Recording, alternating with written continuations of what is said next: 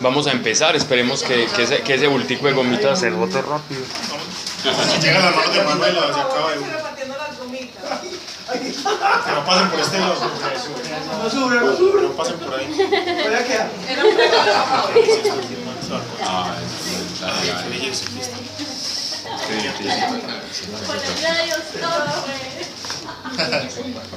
Para no puede pasar eso. De última. Dos.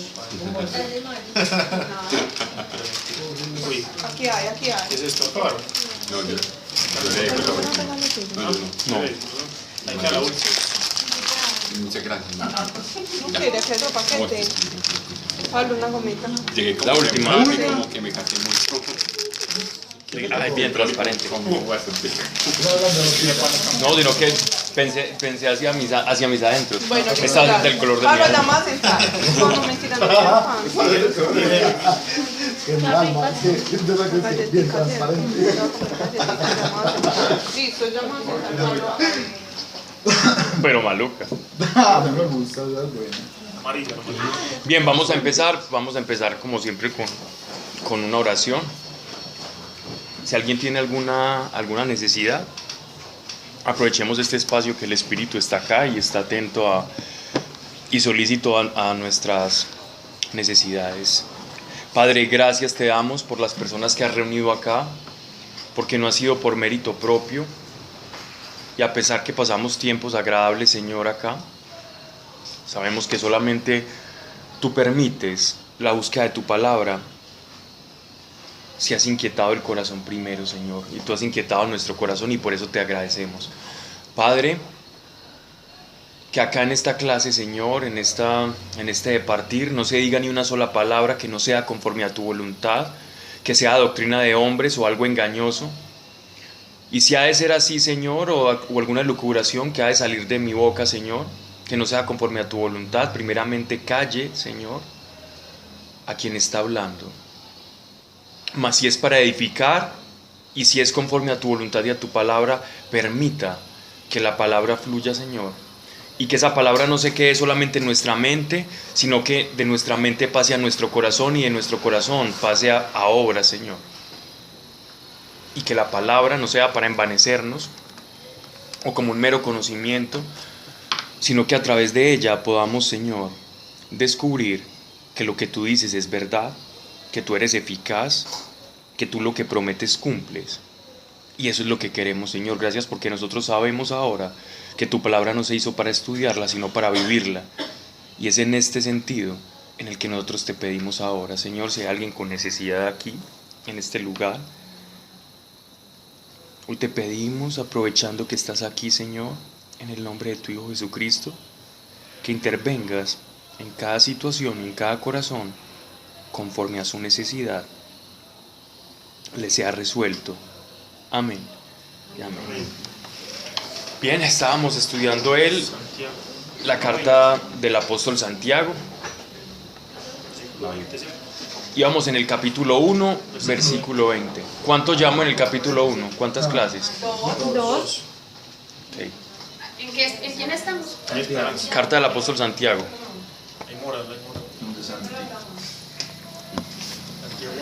Para contextualizar a Carlos, a Cris, el apóstol Santiago, digámoslo así, en la iglesia primitiva fue el apóstol encargado de dirigir la iglesia de Jerusalén, la iglesia que residía en Jerusalén. No es que hayan varias iglesias, no, hay una sola iglesia, pero hay varias cabezas territoriales. En este caso, Santiago era la cabeza de la iglesia ubicada en la ciudad de Jerusalén. Era una iglesia en su mayoría de judíos. Por lo tanto, la carta de Santiago va dirigida a una comunidad de cristianos muy judíos. O sea que va a hacer muchas analogías con la ley del Antiguo Testamento porque era lo que ellos entendían, a diferencia del apóstol Pablo que le escribía a gentiles. Entonces por eso las cartas del apóstol Pablo se nos hacen un poco más fáciles de leer, o él ya habla, digámoslo así, no más fáciles de leer, pero sí habla con otros principios.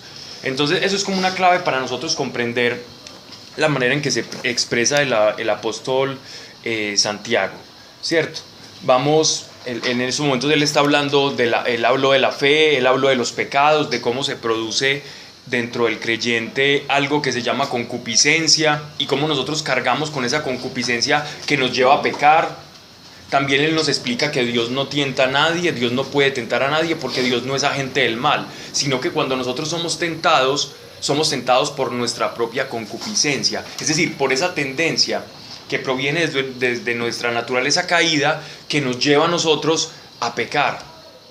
Entonces, ¿la culpa es de la concupiscencia? No, tampoco es de la concupiscencia, porque si bien tenemos una inclinación, también tenemos una razón, también tenemos una ley que tenían los judíos y también ahora nosotros tenemos la ley del Espíritu que es perfecta y que puede borrarnos los pecados si nos arrepentimos. Entonces no podemos decir que fue por causa de la concupiscencia que pecamos, ni tampoco podemos decir que pecamos por causa de Dios, porque Dios no puede tentar, ni Dios produce la concupiscencia. Y nosotros podemos detener la voz que nos propone la concupiscencia, ¿cierto? Nosotros podemos eliminar esa voz o podemos huir de esa voz o no prestarle atención. En ese caso estaríamos rechazando la carne por caminar en el Espíritu, ¿cierto? Porque los judíos tenían una manera de excusarse en la vieja naturaleza, en la naturaleza caída, para decir que habían pecado. Es decir, por causa del pecado que yo tengo, entonces por eso es que peco, por la concupiscencia. Y Dios hace a unos para pecado y a otros para no pecado. Y el apóstol Santiago está como organizando ese falso concepto que también había entrado dentro de la iglesia de Jerusalén.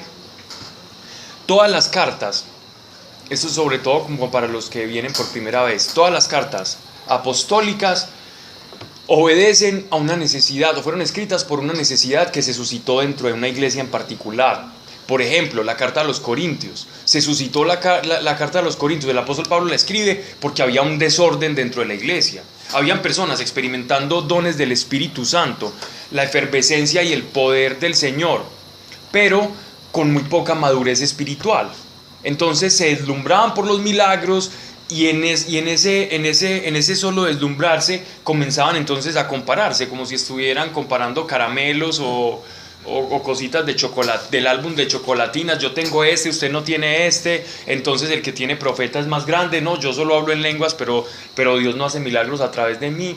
Y empezaban a hacer comparaciones tanto odiosas, y eso llegó a, digámoslo así, a oídos de Pablo, y por eso el apóstol Pablo entonces les escribe a ellos. Miren, somos un solo cuerpo, y se empieza a dar toda la doctrina del cuerpo místico de Cristo, que es la iglesia, cuya cabeza es el Señor Jesucristo. Entonces, todas las cartas obedecen a una necesidad que se suscitó o un problema que se suscitó dentro de una comunidad cristiana, ¿ya? Entonces, porque a veces nosotros tendemos a, digámoslo así, como a magnificar en exceso la iglesia primitiva. Decimos, no, es que la iglesia cuando empezó era muy buena, pero es que ahora ya parece que no. No necesariamente. La iglesia ha tenido los mismos problemas, porque son los mismos problemas que hay en el corazón del hombre. El problema no es de la iglesia contemporánea, el problema es del corazón del hombre, ¿cierto? Que veíamos más las manifestaciones del Espíritu Santo, entre comillas sí, ahora igual el Espíritu Santo sigue actuando para aquel que está dispuesto a recibirlo. Entonces tampoco magnifiquemos y descontextualicemos la iglesia primitiva, que si bien fue algo muy hermoso, porque así empezó la iglesia, no necesariamente quiere decir que la iglesia primitiva era mejor que la iglesia actual. Bien, sigamos entonces con el capítulo 1, digamos en el verso 19, ¿cierto? ¿Qué le pasó a Manuela?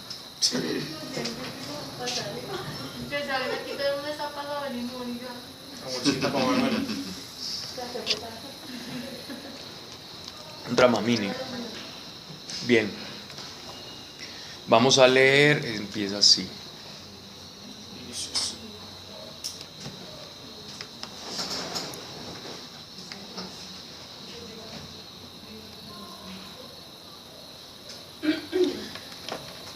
Sabéis, hermanos míos carísimos, que todo hombre debe ser pronto para escuchar, tardo para hablar. Eso ya lo habíamos hablado.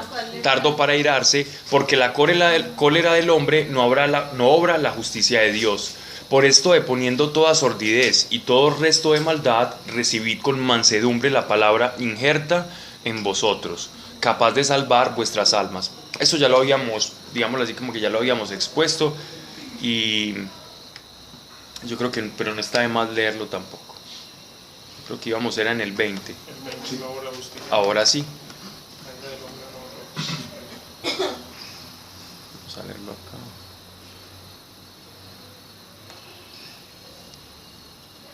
O sea, capítulo 1, versículo 22. Ese es. Terminamos en el 20, ¿no? En la justicia de la ira del hombre, no de la justicia de Dios. Entonces 21, sí. Por esto, deponiendo toda sordidez y todo resto de maldad, recibid mansedumbre, la palabra injerta en vosotros, capaz de salvar nuestras almas. Ese es el versículo 21. Ok, ¿qué es lo que nos está tratando de decir con esa expresión Santiago, cierto? Es como ellos veían, ¿cierto? Como judíos ellos veían que por una palabra que Abraham creyó, o sea, la palabra que Abraham creyó fue: deja tu tierra y tu parentela y ve a la tierra que yo te he de mostrar. Esos fueron todos los méritos que tuvo Abraham, ¿cierto? Abraham no hizo nada, Abraham creyó, y en tanto creyó le fue contado por justicia, como lo dice el Génesis. Después, y el apóstol Pablo, después de esto, todos los judíos se anexaban, digámoslo así, a la ley, creyendo en la promesa que Dios le hizo a Abraham. Yo me hago judío no solo por la circuncisión, yo me hago judío porque me adhiero a la promesa que Dios le hizo a Abraham. ¿Y cómo manifiesto yo en la carne que tengo esa promesa? ¿Cómo yo sello ese contrato? Con la circuncisión, con mi carne, representado en el órgano masculino y en mi descendencia, ¿cierto? Es decir, yo más mi descendencia vamos a estar adheridos al pacto que Dios hizo con Abraham. Por lo tanto, todas las promesas que Dios les hizo a Abraham, también nosotros vamos a ser como subsidiarios de esas promesas. Aquí lo que está diciendo el apóstol Santiago es que la palabra que Abraham creyó, nosotros también recibimos una palabra, pero esta palabra que nosotros recibimos es para salvación. La palabra que tú creíste del Evangelio lo que hace es, no como Abraham, adherirte solamente a esa promesa, sino que además de que te adhieres a la promesa de Abraham, también esa palabra produce dentro de nosotros salvación, ¿cierto? Entonces dice, mientras que a quien atentamente considera, esto es en el versículo 23, bueno, pero es de lo mismo. En esta Biblia me toca subir mucho para leer un pedacito. Dice: por esto, deponiendo toda sordidez y todo resto de maldad, recibid con mansedumbre la palabra injerta en vosotros, capaz de salvar vuestras almas. Cuando nosotros vamos a escuchar esa segunda palabra, no la de la circuncisión, sino la de la salvación, nosotros tenemos que tener una actitud en el corazón. Y es una actitud muy simple. No hay persona soberbia que llegue al Evangelio. No hay una persona soberbia que llegue al Evangelio. Es imposible que un soberbio llegue al Evangelio. ¿Por qué un soberbio no llega al Evangelio? Porque para nosotros recibir a Dios tenemos que entrar en un estado de deshacimiento, en un estado de rendición. Yo tengo que aceptar que yo estaba en rebeldía con Dios. Yo tengo que aceptar que yo no experimento a Dios en mi vida. Y por tanto, yo no experimento a Dios, entonces ahí ya hay una anulación de nosotros, hay, digámoslo así, como una aceptación de tu propia incapacidad. Cuando yo acepto mi incapacidad de acceder a eso espiritual, ahí ya estoy renunciando. Eso es un acto de humildad. No por ser judío y por ser de la circuncisión, entonces usted ya tenía derecho a la salvación. Es decir, un judío soberbio igual no podía recibir la salvación, por más judío que fuera, por más ritos exteriores que hubiese hecho, por más carneros, por más levita que fuera. Así durmiera en el mismísimo templo de Jerusalén, donde habían unos lugares donde los sacerdotes dormían. Aún hiciera todo eso y fuera soberbio, no iba a entrar al reino de los cielos. Entonces él está haciendo como esa introducción de que ustedes, por ser judíos, no es que son salvos, ¿cierto? Ustedes tienen que guardar con sencillez esa palabra de salvación, la cual les fue conferida, capaz de salvar vuestras almas. Esa palabra salva el espíritu del hombre.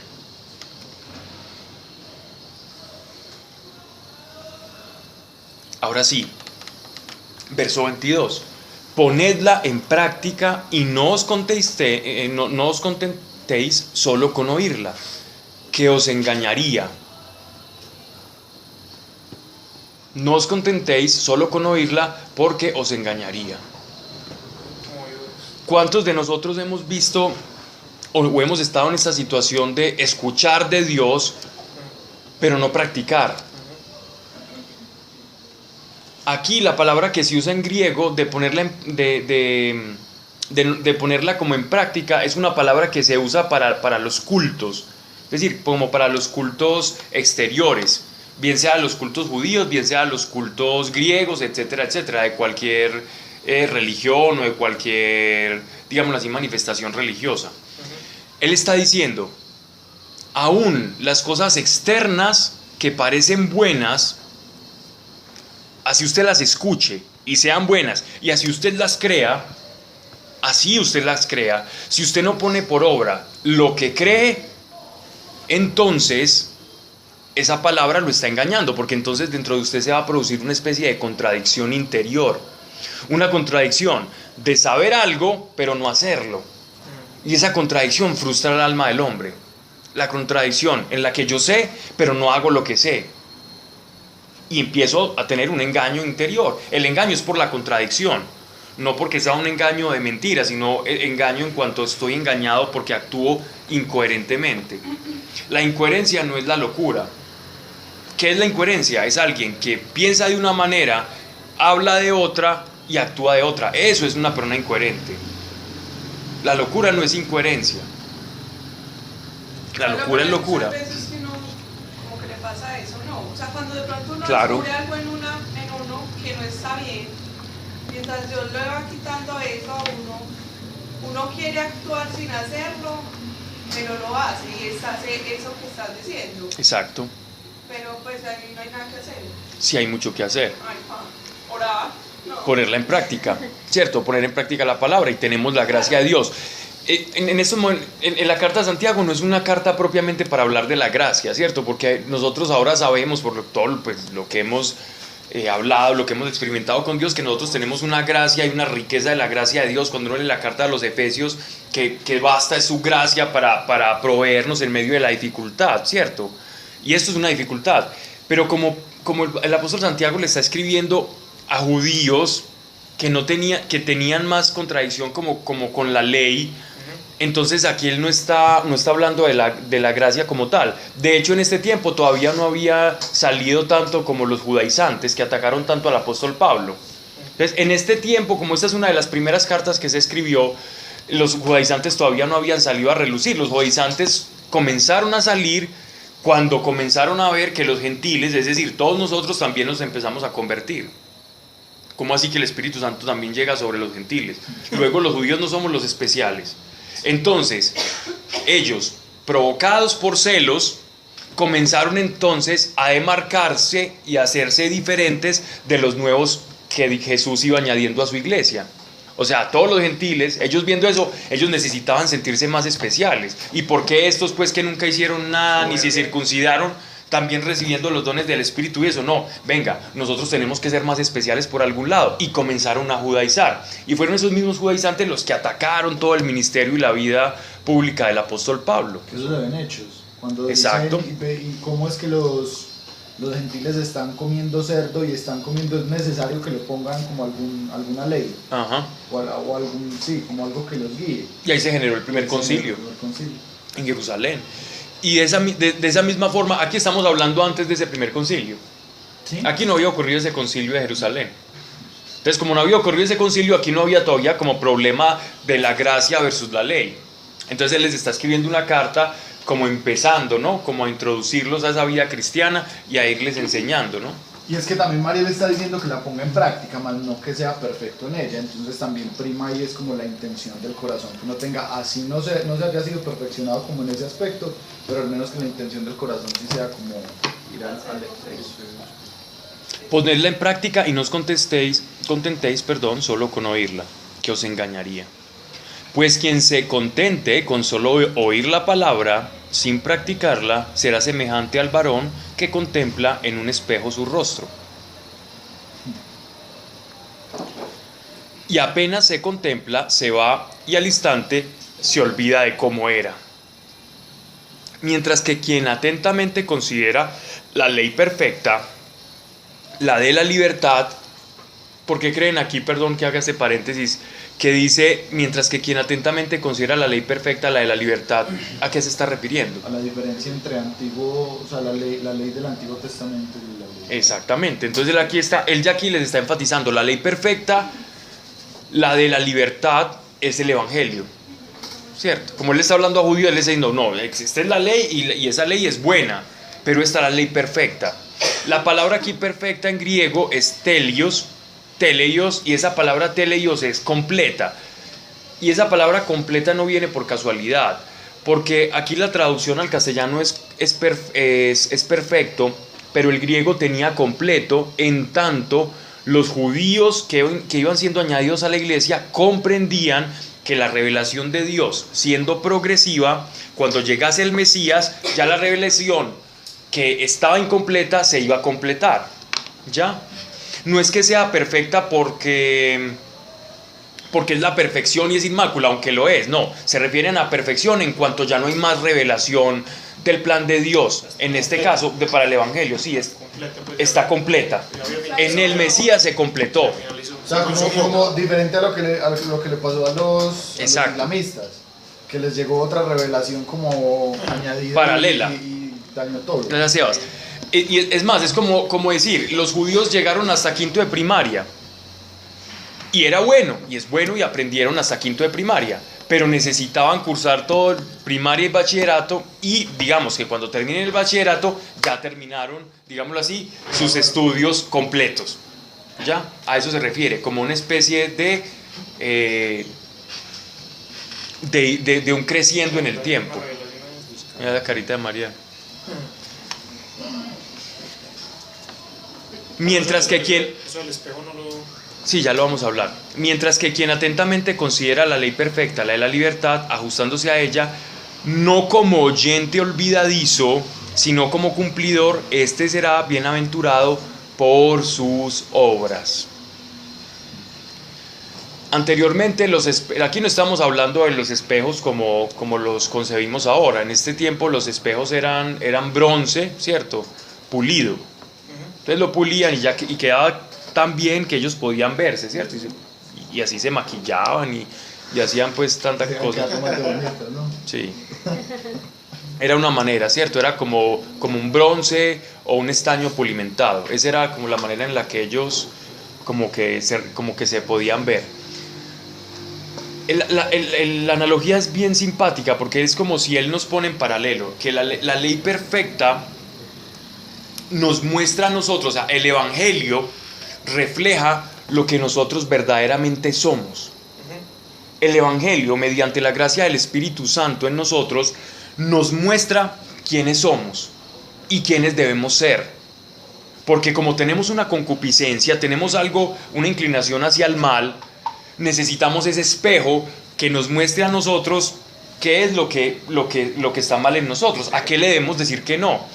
Entonces él está diciendo, quien se mira al espejo es como quien oye la palabra, quien se mira al espejo y se va rápidamente y no se detalla bien, es como aquel que se mira en un espejo y es olvidadizo, es decir, como el que llegando al evangelio y escuchando la palabra se ve a sí mismo por un rato, pero después pierde rápidamente la concentración, la inquietud por la palabra y se fue y no pudo desarrollar el carácter de Cristo dentro de sí. Vuelve a lo mismo y no produce obras. Pablo, Aquí Martín Lutero. una pregunta que posiblemente haya dicho. ¿La concupiscencia fue dada después del pecado original? Exacto. Okay. O sea, A partir de ahí empezó la concupiscencia. Entonces el evangelio es solo los cuatro, los que escribieron Mateo, Marcos, Lucas y Juan. Ajá. Cuando tú dices evangelio, incluye también las cartas, los No. hechos. Bueno, cuando hay... Ok. Lo que pasa es que a los evangelios se les llama evangelios porque era la buena noticia de la vida de Jesús narrada, ¿cierto? Pero el evangelio como tal, ¿qué es el evangelio? El evangelio es que Cristo murió por nuestros pecados, que resucitó al tercer día y que nosotros creyendo en el Mesías esperado íbamos a recibir el Espíritu Santo. Y por recibir el Espíritu Santo nos hacemos hijos de Dios y heraldos de esas buenas noticias, porque evangelio significa evangelium, buenas noticias. Los evangelium eran como los mensajes que llevaban determinados mensajeros en unos rollitos. Tenían con unos moñitos y llegaban. Entonces el mensajero llegaba, entregaba el evangelium, que era la buena noticia, unas noticias buenas por lo general, y se iba, apenas entregaba, y a veces se morían y todo de hambre, y los que entregaban el evangelio eran corredores muy famosos. Entonces por eso se les llama evangelio, porque son buenas noticias. Todo lo que leas de la palabra de Dios son evangelios, pero por antonomasia decimos que evangelios de la vida de Jesús son los 4 sinópticos: Mateo, Lucas, Juan, Marcos. Ya. ¿Claros con eso? No. Bien. Entonces, el evangelio es como un espejo para nuestras vidas, ¿ya? Él va a ir desarrollando más esta idea, no se va a quedar ahí. ¿Qué vas a decir de Martín Lutero? Ah, ok, Martín Lutero cuando le... Esa sí la tenías ahí. Bien. Cuando Martín Lutero comenzó a tener una controversia con este pasaje, porque él empieza a ver una controversia con la gracia, porque la reforma protestante se desarrolla en virtud de la gracia versus las obras, por aquello de antaño de las indulgencias que se vendían, los pedazos de cielo. Entonces si yo era un hombre con un feudo y con una renta, entonces yo podía pagarle a la iglesia cierta cantidad de dinero, y de acuerdo a esa cantidad de dinero, pues entonces yo tenía lo que se llamaban indulgencias, un tiempito en el cielo, ¿cierto? Y eso había que renovarlo, ¿no? Anualmente. Sí. Con el IVA. La membresía. Gracias a Dios tenemos iglesias muy bonitas. Sí, Bueno. sí, claro. Qué risa. Sin embargo, en ese periodo oscuro, digámoslo así, como de ciertos saberes al interior de la iglesia, es que Lutero pues surge con las tesis, y la tesis principal era: el hombre no se salva por hacer cosas, se salva es por gracia, se salva es por creer en Jesucristo, no más. Tesis que después también la misma iglesia adoptó, pero ya cuando con la Contrarreforma, ya con la mística española, con Ignacio de Loyola, y digámoslo así, como con toda esta corriente ya post protestantismo, ya digámoslo así, ya el cisma se había creado, ya la separación se había formulado, porque se demoró mucho la iglesia en reaccionar. Ya después las indulgencias cambiaron, ya ahora no te venden pedazos de cielo, obviamente, ya ahora las indulgencias es un perdón, es una oración que se hace en un arrepentimiento cada jubileo que hace la iglesia. Entonces, que dicen: es la misa del que va a celebrar el Papa con indulgencia plenaria y todo eso. Entonces la gente se arrepiente de sus pecados, los confiesa y se hace una oración especial. Es muy diferente, ¿cierto? Pero las cosas se tardaron mucho en cambiar, entonces estalló la reforma. ¿Cómo? No. Eso fue durante muchos años, ¿no, Pablo? Entonces, sí, eso fueron muchos años. Entonces Lutero protestó contra esto, y cuando Lutero fue el primero que tradujo las escrituras solo las teníamos en griego y en latín. O sea, la única Biblia que se leía era la Vulgata Latina. La Vulgata Latina, que fue la que tradujo San Jerónimo. El padre era un genio en el idioma hebreo, en las costumbres hebraicas, y aparte de eso, San Jerónimo también tenía unas discusiones muy interesantes con San Agustín de Hipona, cierto, que era más de corte griego, pero se las llevaban muy bien. Entonces, cuando Lutero comienza a traducir la Biblia del latín al alemán, él comienza a encontrarse con la Carta de Santiago, y la Carta de Santiago uno lee, no habla nada de gracia, sino que todo es como poner el evangelio casi como si fuera a la par de la ley. Pero es que está a un pelo de eso, pero no es lo suficiente, porque es que él le está haciendo pedagogía a una iglesia judía, que es lo que nosotros tenemos que entender. Y la revelación, por eso llega el apóstol Pablo, digámoslo así, por eso nosotros tenemos todo el Nuevo Testamento, es una revelación también. Cada carta viene siendo una revelación, y el apóstol Pablo Incluso dice en la carta de los Gálatas, que la estudiamos hace poco, por causa de las revelaciones que yo tengo, Dios ha permitido un emisario de Satanás para que llegue y me abofetee. Es decir, el apóstol Pablo había recibido una verdad tan grande, siendo el más judío de los judíos, terminó recibiendo la revelación de que la iglesia era una iglesia universal, ¿cierto? Que los judíos fueron los primeros que llevaron la antorcha, pero que la antorcha la pasaron y se quedaron también los que se podían pasar también, ¿no? A esa iglesia universal. Entonces, Lutero sintió mucha controversia con esto. Él llegó a llamar la carta del apóstol Santiago, él la llegó a llamar la epístola de paja, pero él después se retractó de eso. Y también decía que le parecía que no le encajaba muy bien. San Agustín le preguntó a San Jerónimo por una carta que todavía rota por ahí. Le preguntó a San Jerónimo, ¿qué es lo que quiso decir Santiago en esta parte? Y San Jerónimo le contesta de una manera muy bella, hablándole de la gracia, que en esos momentos Santiago no, digámoslo así, no había desarrollado todo ese concepto de la gracia que el apóstol Pablo sí había desarrollado, digámoslo así, en su relación con Dios, y que él le estaba enseñando a judíos en ese momento, y que ellos fueron creciendo en esa revelación, como todos nosotros vamos creciendo en la revelación. Y así lo fue comprendiendo la iglesia a lo largo del tiempo, ¿verdad? El evangelio no es una ley como tal, ¿cierto?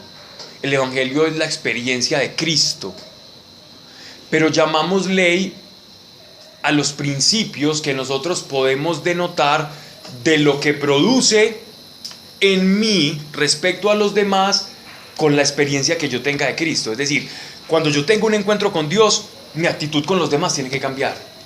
Yo no puedo ver a Dios y seguir siendo el mismo. No es que yo vea a Dios y después me voy a estudiar unos libritos para ver cómo comportarme, es todo lo contrario. Es, en tanto yo toqué a Dios, en tanto Dios tocó mi vida y Cristo llegó a mi corazón, algo comienza a cambiar dentro de mí. Y yo me voy ajustando a esa palabra, ¿cierto? A esa palabra que el Espíritu Santo va inspirando, y para eso también dejo la revelación, para que sigamos viendo el espejo. Pero no es un espejo en el cual no pueda pasar nada, porque la ley, por si él le llama al evangelio la ley perfecta, es porque hay una ley que es imperfecta. La ley de Moisés es imperfecta, en tanto, no es imperfecta porque sea mala, es imperfecta porque no te salva. Los judíos no se podían salvar, ellos necesitaban un salvador, necesitaban al Mesías. Por eso se llama ley imperfecta, no porque sea mala. Pablo, Es por la ineficacia para la salvación. Porque en alguna iglesia pues, no se hace como énfasis en la salvación por la gracia, pues por medio de la fe. Pues uno ve que nunca se habla de que sí, tenemos que tener una relación con Dios, arrepentimiento de los pecados, pero no se habla de que es por Jesucristo. A veces es por tradiciones, pues es como por tradiciones que se van heredando, ¿no? Pero cualquier seminarista sabe eso. Sí, claro. Eso es lo que me parece particular, que no se hable. Muchas veces la fe se ha vuelto muy psicologista. Uno a veces no sabe si uno está escuchando una clase de coaching espiritual o si uno está escuchando verdaderamente el mensaje de salvación. Como sea autoayuda, supérese. Porque a mí me parece muy teso, porque yo por mucho tiempo, pues yo como que yo decía, hay un Dios, y bueno, oraba a Dios, pero no sabía que era por medio de Jesucristo. Mucha gente puede estar en la iglesia ignorando que es por medio Total. de Jesús. Y mucha gente está oyendo y haciendo cosas que parecen piadosas, pero por dentro estar vacíos. Exacto. Simplemente haciendo cosas, simulando una espiritualidad. Pero es que la espiritualidad no es nada más y nada menos que la experiencia de Dios. La espiritualidad no es hacer cosas. Exactamente. Los fariseos hacían muchas cosas espirituales. ¿Qué hacían los fariseos? Por Dios, ellos diezmaban 3 veces. Ellos en vez de dar el 10% daban el 30%. Los fariseos no ayunaban una vez por semana, ayunaban 3 veces por semana. Los fariseos prolongaban las fiestas y le añadían ley a la ley. Y la gente que veía a los fariseos pensaba, wow, esta gente está en el culmen de la santidad. Pero Jesús revela sus corazones y les dice, sepulcros blanqueados son. Porque ¿qué es un sepulcro blanqueado? Es decir, su espíritu está muerto. Por dentro, sí, ustedes tienen un mausoleo, una cosa ahí muy bonita, un sepulcro tan bonito que se ven, pero por dentro cargan un muerto porque no tienen vida eterna. Cuando le cita el profeta Isaías, Claro. los labios proclaman mi nombre, pero su corazón está lejos de mí. Eso es. Eso es lo que está diciendo acá.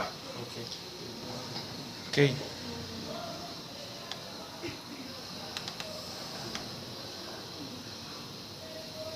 Versículo 26. Si alguno cree ser religioso y no refrena su lengua, se engaña. Esta palabra religioso yo no la traduciría de esta forma. No sé qué tienen en sus Biblias acá. ¿Cuál? Algunos de religión. Religioso.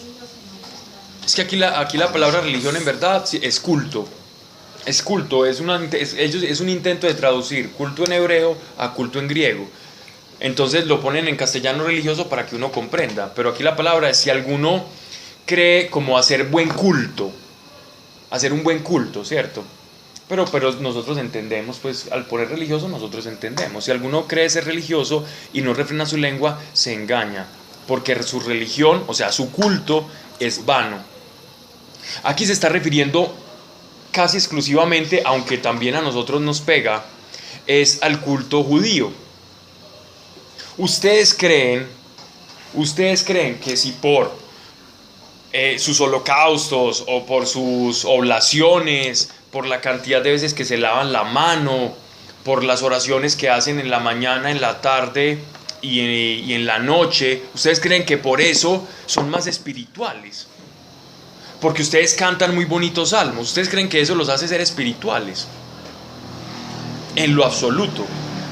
Si usted habla mal del prójimo, si usted no cuida su lengua, si usted hace todo eso, pero por detrás usted no refrena ese pequeño órgano, entonces déjeme decirle que todo ese culto es vano delante de Dios. Es completamente vano.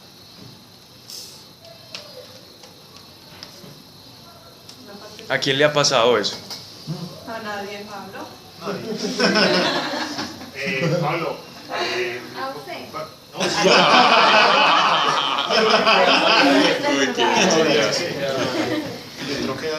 Aquí el apóstol Santiago está hablando de, vamos a Proverbios 10, 19.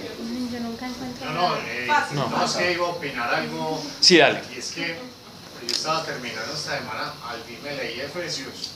Y hay una parte muy particular porque leía, es como unas reglas de comportamiento, no sé, pues uno lo puede ver como por ese lado. Y hablaba de inclusive las malas palabras, pues no deberías En Efesios, sí, claro. no deberías decir malas palabras. Cada vez hacía como una profundización de cómo eres vos, cómo debes comportarte. Uh-huh. Entonces, no sé, se va repitiendo, se va conectando muy fácil a... Claro. De hecho, porque es que incluso la misma escritura dice, Dios mismo dice, de la abundancia del corazón habla la boca. 10:19, creo, 10:19. Dios va a dar del corazón. El que mucho habla, mucho Exacto. yerra. Ajá. El que modera sus labios es sabio. Exacto. Entonces mire que el apóstol Santiago, el apóstol Santiago se está remitiendo a Proverbios, ¿no? Entonces él está diciendo, mire, ustedes no pueden pretender con el hablar mal. El hablar mal aquí es, este refrenar la lengua es hablar de una persona solo para hablar algo malo. Chismes. Nosotros no tenemos derecho a hablar mal de nadie. Así uno crea que sea de verdad. Ni siquiera así sea verdad, así uno crea. Porque no lo que uno cree siempre es verdad. Uno normalmente se hace como una especie de recreación de su realidad. Y uno cree que lo que uno cree es verdad. Que lo que uno piensa sobre el otro es verdad. Vivimos completamente engañados. Lo que pensamos del otro no es verdad. Dios solamente conoce el corazón del hombre. Nosotros no. Entonces, por lo general es que nosotros no pensamos ni bien, sino mal pensamos, casi siempre del otro. Lo vemos haciendo un gesto, un ruido, cualquier cosa y ya estamos empezando a elucubrar. Y elucubramos a mal. O lo despedazamos. ¿cierto? Porque uno va O hacemos juicios a priori de una persona. Y a Dios le encanta derrumbarnos todos esos juicios. Y está bien, hagámonos el juicio, porque es difícil controlar los pensamientos, pero más fácil controlar la lengua, porque el pensamiento, digamos, lo que es una acción inconsciente, consciente, inconsciente, ¿cierto? Parpadea entre lo consciente y lo inconsciente, pero la lengua sí es un acto completamente de la voluntad. Cuando yo hablo es porque ya lo pensé y lo decidí sacar, ¿no? Lo decidí sacar. No siempre. No siempre. Bueno, ya es porque ya sea un hábito demasiado el hablar. Pero uno muchas veces habla sin filtro y cuando ya después de que habló o en un ataque de rabia habla sin filtro y ya después dice, madre. Sí, por eso él nos habló primero de la ira. Mira que el apóstol Santiago en los versículos anteriores nos habló de la ira, como que él nos va tocando determinadas, digámoslo así, debilidades del alma. La primera, la ira, el enojo. La segunda, yo puedo estar enojado y hablar mal de otro, simplemente por el placer de hablar mal. Hay una motivación que está ahí en el corazón. Y recuerden la máxima que nos enseñó nuestro Señor, y es lo que tú quieres que te hagan a ti, hazlo a los demás, ¿cierto? Haz a los demás lo que tú quieres que te hagan a ti. Esa es una máxima. ¿Y quién quiere que hablen mal de uno y más sin razón? Nadie quiere eso. Entonces hablemos bien. Y de la misma manera Dios va a hablar bien de nosotros cuando estemos en el juicio. Así es.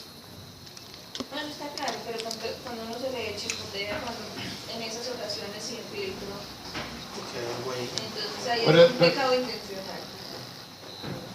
Sí. Pero Porque que es Dios igual. va a ir trabajando en vos. Por eso hay que orar tanto por Hay algo eso. que genera. Lo que pasa es que a veces se nos vuelve tan... Mira la carita que hace. A veces se nos vuelve tanto el hábito de mal hablar que ya se cauteriza y se vuelve inconsciente. Pero de una persona que ya se examina a sí mismo, que tiene el espejo del evangelio constante, no una ley que se está diciendo, ay no, una listica de pecados todos los días, no, de eso no se trata. Una persona que tiene una relación con Dios, un grado de introspección, que ha pedido sabiduría a Dios y que Dios le ha dado sabiduría, va a hablar, pero pensando, es decir, piensa y después habla. Y puede mal pensar, pero dice, esto es un mal pensamiento, esto no puede ser la verdad. Rápido para Y eso también se va volviendo un hábito. El bien también se va volviendo un hábito. Sí, claro. Rápido para oír y lento para. Ponla en práctica y no os contentéis solo con oírla, que os engañaría. Estoy repitiendo acá. Estoy hablando. Y entonces, si alguno se cree ser espiritual y no refrena su lengua, se engaña, porque su religión es vana, su culto es vano. La religión pura e inmaculada ante Dios Padre es, o sea, el culto, visitar a los huérfanos y a las viudas en sus tribulaciones y conservarse sin mancha en este mundo. Nada. Fácil. Para limpiar pañales. Fácil.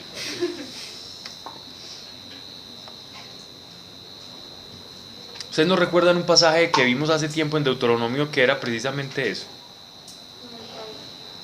Deuteronomio. Yo tengo aquí. María, Deuteronomio. Sí, Deuteronomio. Capítulo, versículo que. Números. Pero que era sobre las. Sobre las que era sobre las viudas y los huérfanos.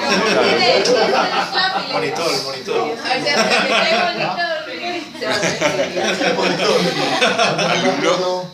No me acuerdo cuál era, pero sé que hablaba sobre las viudas y los huérfanos.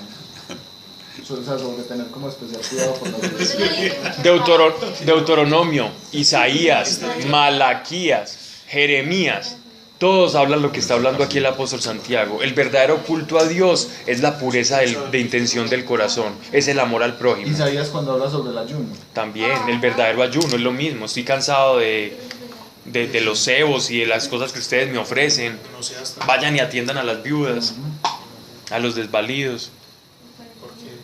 Atiendan. No, vean que amor. No, dígalo. Se puso tranquilo. Para decir un juguito. Hágale. Rápido. Auxiliar bíblico ahí. Ah, no te apenas casó. Auxiliar bíblico. Ahí está. Por eso se sienta y me pone toda la comida. Subdirector bíblico. Subdirector bíblico. Así se Subámosle como. Vamos al rango. Entonces, ¿qué es ser espiritual? amar. El espiritual es el que ama, no el que hace cosas que parecen espirituales. Es simple, la ecuación es muy simple. Ser espiritual es amar. Si yo amo y hago cosas que parecen espirituales, pues es lo ideal.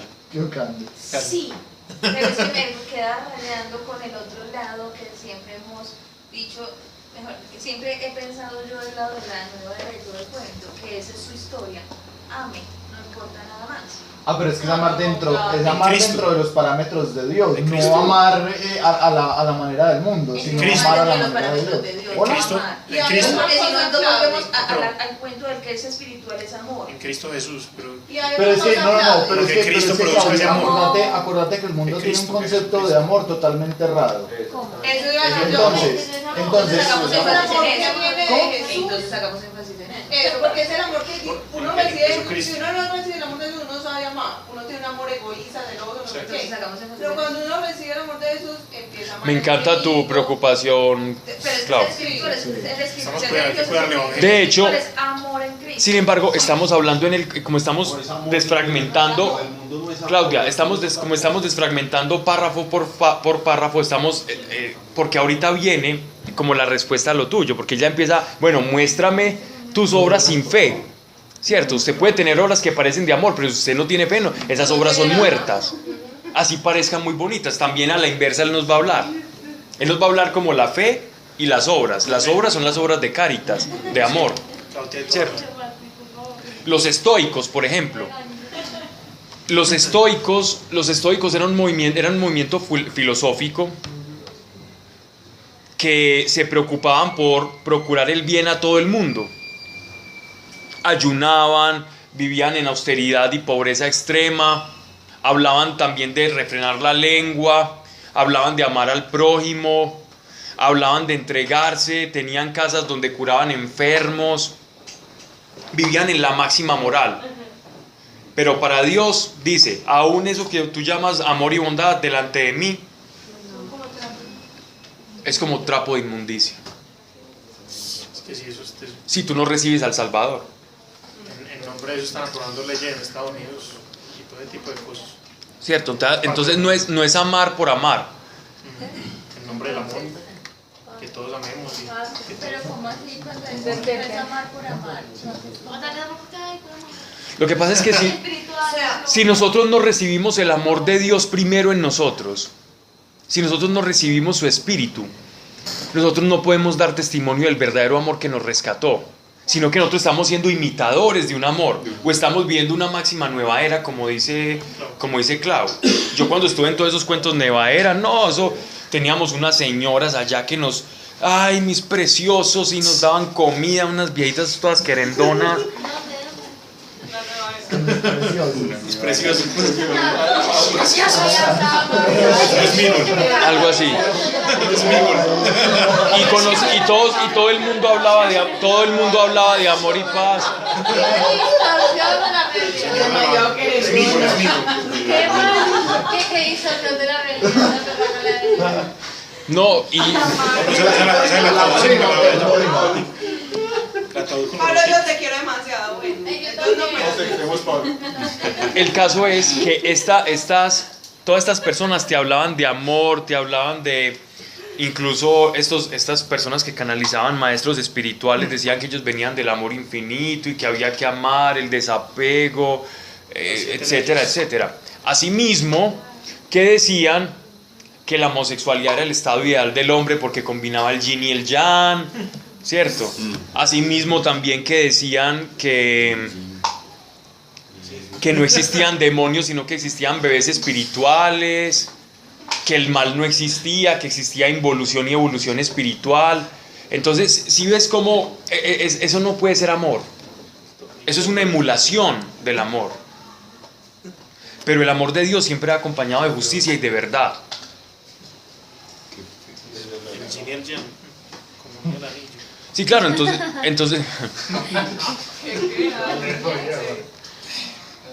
Dejemos así. Sí, no, Espíritu Santo. Medina y compañía. Espíritu Santo. San Agustín, por ejemplo, antes de convertirse, él fue maniqueo. Los maniqueos eran un movimiento como gnóstico y ellos consideraban que si Dios era el supremo bien, Dios necesitaba como una especie de alter ego, ¿cierto? Como una especie de némesis, como una especie de contradictor para sostener el equilibrio. Y ese sostener el equilibrio ellos le llamaban el Asura Mazda, ¿no? Que era un dios como del zoroastrismo. No, Pablo, no. Me estás viendo demasiado, pues. Me estás viendo demasiado. ¿Qué es eso? Que Asura más ahí llegué. Pablo, yo llegué hasta Dios. Yo llegué a 3 palabras que no entendí ninguna. Ok. Ahí una Asura Maniqueísmo, movimiento en el cual se cree que Dios necesita ser malo y bueno para tener un equilibrio en el universo. Ok. A ese Dios malo se le llamaba el Asura y el Mazda, ¿cierto? De ahí viene la palabra Mazda del carro. Entonces Asura Sobre la aseguradora. Bueno, Alma, tú eres bueno. entonces el apóstol, el apóstol Pablo, San Agustín de Hipona, él fue maniqueo y él tenía esa concepción, hasta que él cuenta que él entró a una capilla y él era vicioso, pero también hablaba de amor y todo eso y la libertad. Y él, sí, y él cuenta, y era un hombre muy inteligente, y él cuenta en sus Confesiones de San Agustín, que es un libro muy clásico. Él cuenta que entró a la capilla de Milán donde estaba predicando Ambrosio, que es San Ambrosio, que era un hombre de Dios muy bueno, ¿cierto? Era un hombre de Dios muy ungido. Y él dice que cuando él escuchó a ese hombre predicar, es como que todo ese maniqueísmo y todo ese falso amor, habla San Agustín, como que todo eso se le derrumbó y encontró el amor de Cristo, ¿cierto? Y él dijo, y con ese amor que encontré, derrumbé el falso amor, ¿cierto? Que predicaba yo en esos días, y haciendo todo esto que hacía, y permitiéndome y dándome todas esas licencias. Pero fue por la gracia del Señor, habla San Agustín de Hipona.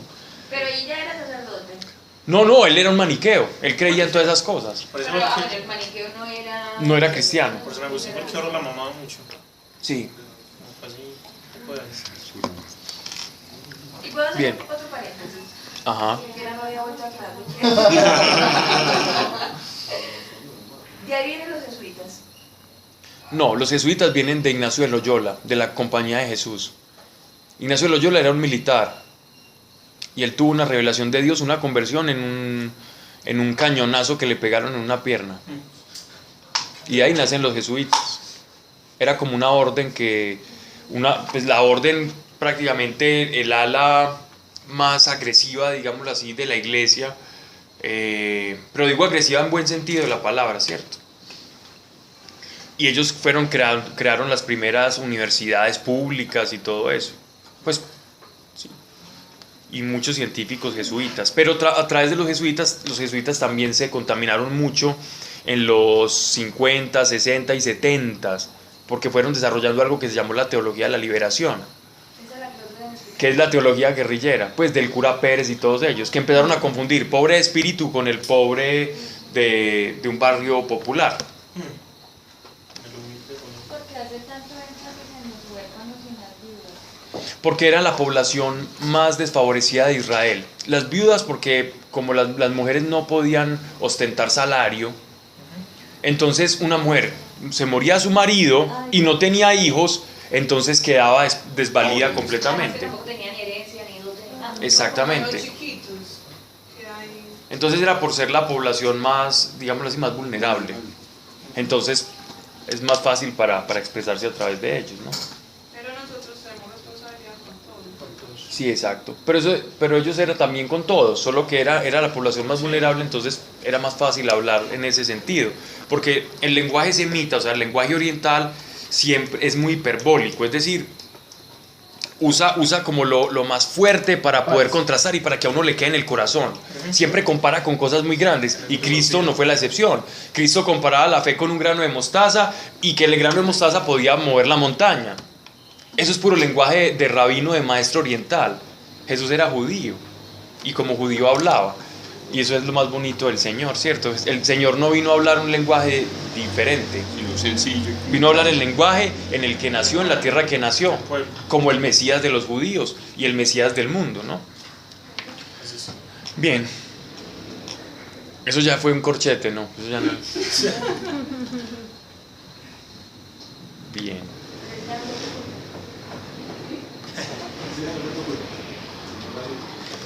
La verdadera religión es la santidad, ¿cierto? No solamente el amor, es la santidad. Sin mancha en este mundo. Sin mancha en este mundo. No solo es amar y ya, es la santidad.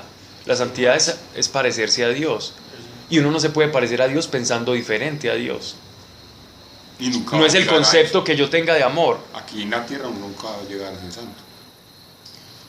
Pues santo en lo estricto de la palabra, no. Sí. Santo en cuanto a apartado para Dios, sí. Santo en cuanto a perfecto, no. Sin mancha, entonces, Hasta que llegue el día en que Hasta resucitemos. llegue el día que resucitemos. En ese momento sí Yo lo... hoy estaba Sí. pensando en eso, que pues la naturaleza es como santas, perfectas, ¿cierto? Y Dios a nosotros, pues por creer en Jesús, también nos ve santos y perfectos, pero sin embargo estamos en ese proceso, pues, pero Él ya no nos ve así, o sea, nosotros ya somos salvos solo por creer, y Dios nos ve así, sin embargo siempre nos va a ir llevando en ese proceso. Sí, y nosotros tenemos una naturaleza física caída. Nuestro espíritu ya fue, digámoslo así, como reconstruido. Más todavía falta ser restauradas todas las cosas. Y por eso es que nosotros estamos esperando la venida de nuestro Señor, para que Él restaure todas las cosas materialmente hablando. Eso es lo que decía. Pero es decir, los alcances del pecado en nosotros ya se frenaron. Ya lo entiendo.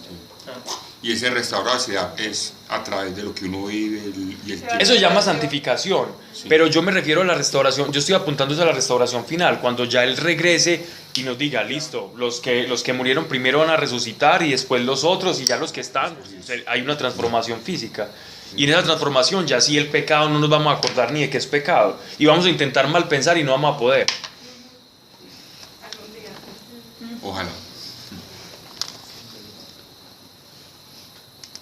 Bien, porque el cuerpo de pecado va a estar muerto. Entonces vamos a llegar a como un estado de inocencia que nosotros perdimos. Nosotros perdimos la inocencia por el conocer el bien y el mal. Ya en ese momento es como si el mal ya no lo vamos a poder conocer. Ya vamos a conocer el bien, pero vamos a tener un recuerdo que nosotros fuimos cambiados y vamos a tener un agradecimiento. Del pecado no nos vamos a acordar, pero vamos a acordarnos que conocimos el mal de alguna manera. Recibe Cristo en un momento. ¿Cierto? Es decir, y por eso, de alguna manera, es como lo que dice que nosotros vamos a poder juzgar a los ángeles, pero eso es un tema que tenemos que tocar después porque es largo, ¿cierto? Dice que vamos a poder juzgar a los ángeles porque nosotros, los ángeles, ellos viven en un estado de inocencia constante. Ellos no conocen el mal ni tienen acceso al mal, excepto los que cayeron, pero los que cayeron no tenían lo que se llama la visión beatífica, es decir, ellos no bueno, me vamos a meter en camisa donde va la silla. Pues porque era cuando lo dicen, los ángeles, pues, en este momento nosotros aquí en la tierra son más los ángeles que nosotros. O sea, en este Sí. momento son más para, En cantidad sí. pero en importancia no. No, igual, importancia no. En poder y eso, pues obviamente. Sí. Pero el poder es porque son Porque espíritus. son espíritus. De hecho, nosotros vamos a tener un cuerpo y nuestro espíritu va a ser un cuerpo como el de Jesús resucitado, como Él dijo. Es un cuerpo perfecto, pero es un cuerpo que no va a morir, que va a tener características físicas y espirituales al mismo tiempo. Los ángeles van a seguir siendo O espirituales. sea que es palpable. Puede ser palpable y puede no ser palpable si usted quiere, como Jesús lo hizo. Hermano. Y Jesús comió y todo pescado. Jesús comió pescado para demostrar que tenía cuerpo físico, pero también se fue y los dejó Sí, chao. y se fue volando. Correlado y salió. Y llegaron los ángeles y le dijeron, vea, no sé qué, mirando al cielo, que así como ustedes lo ven ir, lo están viendo irse, así también lo van a ver venir. Momentico. Vamos. Aquí. Entonces, ese es el misterio del cual, ya que estás leyendo en Efesios, cuando dice que nosotros vemos como por un lente empañado, pero un día lo vamos a conocer y vamos a ver las cosas tal cual son.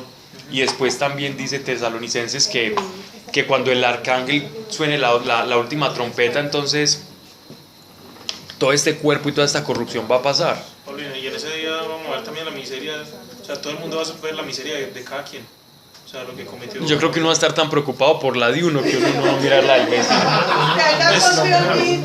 O sea, apenas le muestren eso, una pantalla ya así. Es que Alejo. Alejo, hermano, pero usted más descarado. No, porque sería uno. Puede que no le guste, pero puede que lo pueda ver. Es que Claudita, quien te veía, pues.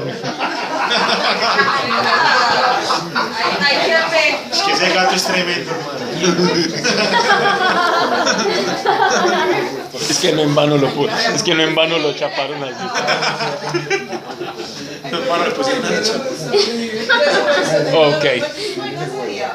Todo el mundo allá. De regreso al versículo 26 Sí, vamos. y 27. Ahora sí vamos al verso 28. Tatarabuelo que me metió unas tácticas que dirán, no. ¿Cómo? Me lo encuentro allá. Te vi. Entonces, podemos dividir, podemos fragmentar, podemos seccionar. Esta carta ya, primero, nos han explicado la miseria y el pecado del hombre.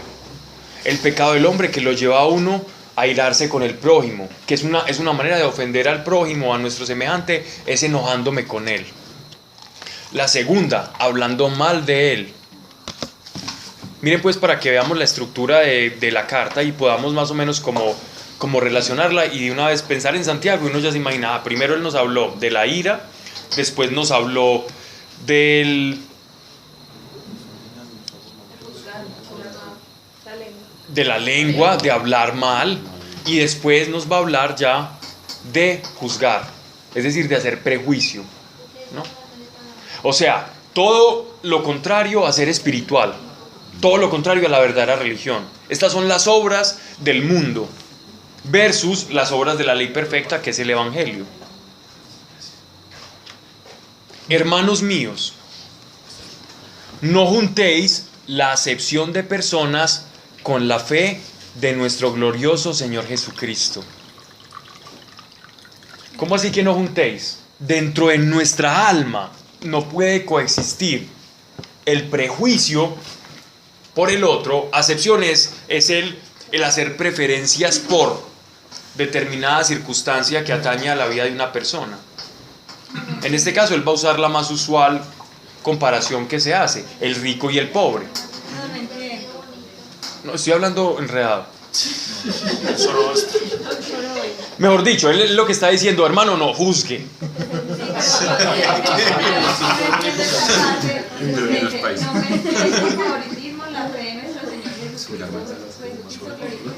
¿Qué pasó? Estoy hablando enredado, es que solo voy. Bien. Él está diciendo, tú no puedes. ¿Qué es esto? No mezcléis con favoritismo la fe en nuestro Señor. Muy fácil, mira. Pero mira lo que La fe. lo que va a decir a la continuación te va a quedar claro. Exacto, pero la fe de nuestro Señor Jesucristo quiere decir como Jesucristo obraba. Cuando uno lee el Evangelio de Mateo, cuando uno lee el Evangelio de Juan, cuando uno lee el Evangelio de Lucas, cómo se comportaba el Señor con los publicanos, con los ricos, con los pobres, con las prostitutas, con los fariseos. Él no hacía acepción, él juzgaba de acuerdo a verdad, pero porque la verdad estaba en su corazón, ¿no? Entonces él podía juzgar. Como la verdad no está en nuestro corazón, en tanto nosotros, sí está, porque Cristo está, pero no estamos hablando de eso, estamos hablando de que nosotros todavía apercibimos la realidad. Nosotros no conocemos el corazón del vecino, conocemos cosas que hace y uno se hace un juicio. Exacto. Entonces, hermanos míos, no juntéis la acepción de personas con la fe de nuestro glorioso Señor Jesucristo. Usted no puede ser seguidor de Cristo e imitador de Cristo y a su vez juzgar personas. Eso es lo que está diciendo. Porque si entrando en vuestra asamblea igual iglesia, un hombre con anillos de oro en los dedos, en traje magnífico y entrando a sí mismo, un pobre con traje raído, fijáis la atención en el que lleva el traje magnífico y le decís: tú siéntate aquí honrosamente. Y al pobre le decís: tú quédate ahí en pie o siéntate bajo mi escabel. ¿No juzgáis por vosotros mismos y venís a ser jueces perversos? Antiguamente, incluso cuentan pues los padres de la iglesia, hablando pues como respecto a este pasaje, que habían personas que llegaban llenos de anillos, es decir, que los anillos, el oro, las piedras preciosas, ahora en el mundo árabe se ve mucho, ¿cierto? Aquí no tanto, pero que se llenaban los anillos, cada dedito de anillos, ¿cierto? Y entonces ellos con eso mostraban, incluso habían lugares que eran de alquiler de anillos. Tenían una comprada. Habían lugares que alquilaban anillos para que una persona aparentara, llenándose de anillos aparentara y la atendieran bien.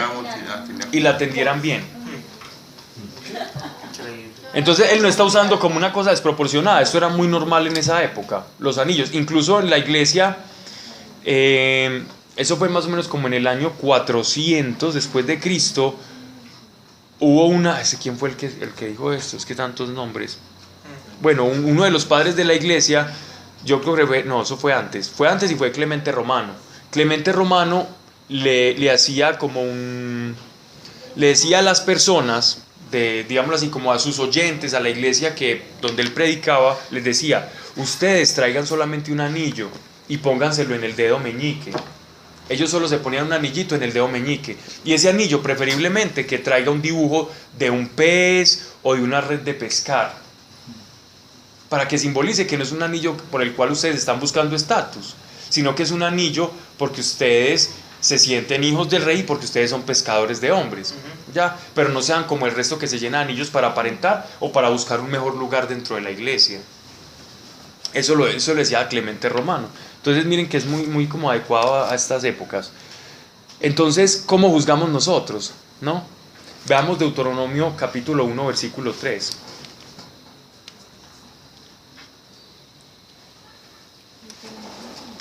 Perdón, no vamos a leer ese. Me equivoco, no lean ese. Ese tiene que ver con la ley. No.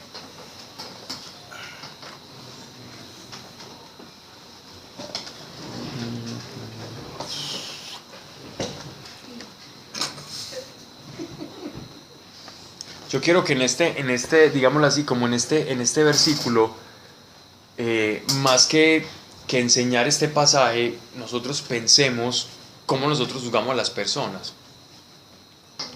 por su apariencia. Yo conocí el caso de un hombre. Eso nos pasa a todos. Uno trata a una persona de acuerdo al estatus que ostenta. Qué pesar. Estatus pelado.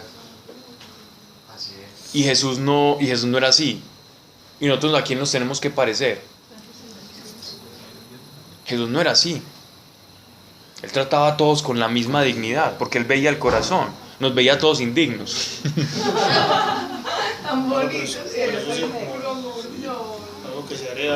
Porque él sabía de cada uno. Él sabía que todos, rico o pobre, estaban iguales. Es más, si se dan cuenta, la mayoría de seguidores de Jesús, la mayoría, fueron personas muy sencillas. Recuerden el episodio que él tuvo con el hombre rico, que le dijo: Señor, yo cumplo todos los mandamientos, ok, ve, vende todo y sígueme. Y dice después, acto seguido, que el hombre se fue muy triste en su corazón. ¿Que por qué? Que porque era muy rico. Entonces tenía mucho que perder. Pero como los pobres ya no tienen nada que perder, escuchan a Jesús y tenían todo que ganar. Es verdad. Entonces más fácil llegaban al deshacimiento, porque ya la vida los había, digámoslo así, desechado. Por eso él dice: yo vengo por los que están enfermos, no por los que están sanos, porque los que están sanos se creen tan sanos que no necesitan salvación, y así se pierde su alma. Y no es que entonces ahora Pablo está diciendo que entonces los pobres tienen más facilidad de salvarse. No lo estoy diciendo yo, sino que entre más lleno usted se crea de algo, más difícilmente va a buscar una solución. Hasta que llegue el día malo, y el día malo muchas veces es la vejez, el día malo es una enfermedad incurable, o el día malo es una crisis económica mundial, y en ese día malo, ahí sí vas a decir, tengo necesidad de salvación, ¿cierto?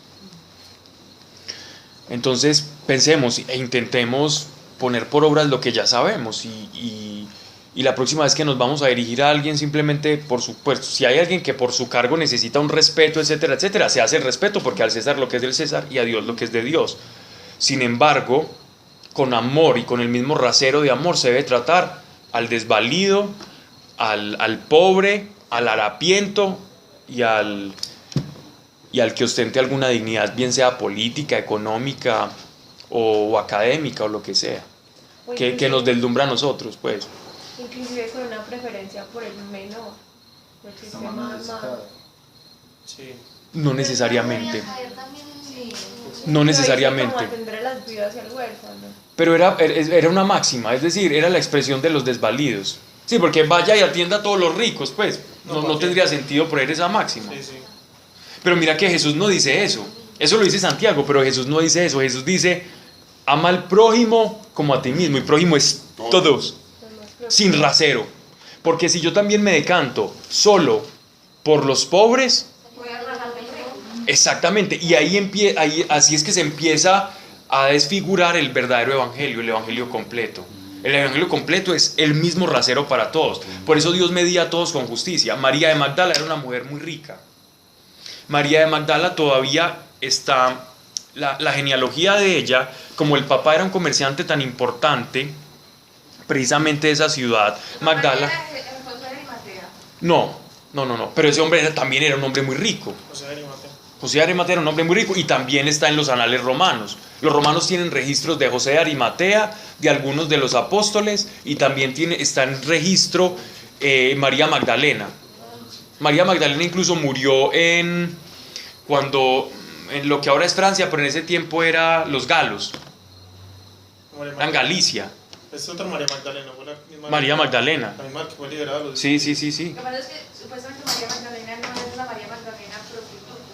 Esa Magdalena Es que la María Magdalena prostituta, eso fue un invento de la literatura y de la ficción. Tenían unos espíritus ahí, pero no era. María Magdalena fue una mujer que conoció a Jesús, y en medio de haberle conocido tuvo una liberación de unos espíritus.